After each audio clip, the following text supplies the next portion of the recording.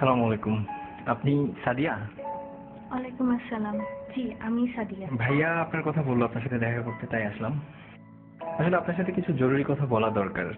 এই মুহূর্তে আমার তেমন কিছুই নেই, চাকরি নেই, পড়াশোনা মাত্র শেষ হলো।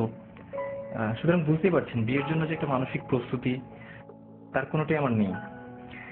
আর আমি জানি ভাইয়া আপনাদের ফ্যামিলিকে অনেক পছন্দ করে, এই জন্যই ভাইয়া চাই যে আমি আপনাকে বিয়ে করি।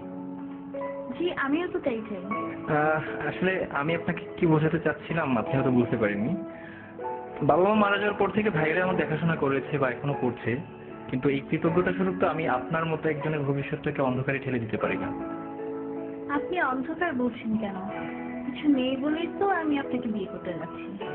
ধরুন আমি একজন টাকাওয়ালা কাউকে বিয়ে করলাম, কিন্তু বিয়ের পর দিন তো সে মারাও যেতে পারে, অথবা তার সব সম্পদ ধ্বংসও হয়ে যেতে পারে। আমি তো টাকা, বাড়ি, গাড়ি এসব দেখে বিয়ে করতে চাই না। আমি চাই একজন ভালো মানুষ। তাছাড়া আজকালকার ছেলেদের যে অবস্থা, তারা যেভাবে চলাফেরা করে, এদের মধ্যে তো ভালো ছেলে পাওয়াটা খুবই মুশকিল।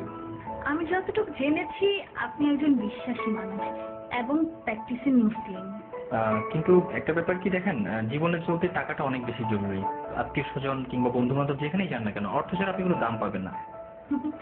আপনি কি মনে করেন যে এই ইটের জেলখানার ভিতরে সুখ আছে?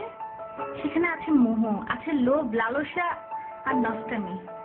তারা সম্পদের পিছনে ছুটতে গিয়ে নিজেদেরকেই হারিয়ে ফেলে। স্বামী স্ত্রীর মাঝে কোনো ভালোবাসা নেই। বাবা সন্তানকে দেখতে পারে না, সন্তান বাবাকে দেখতে পারে না। আমি তো এমন চাই না।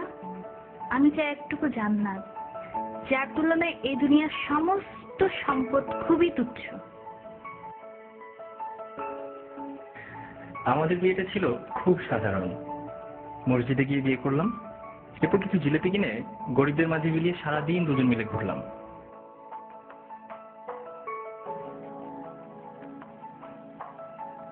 আপনি জানতে চাইতে পারেন কি ছিল আমাদের মাঝে?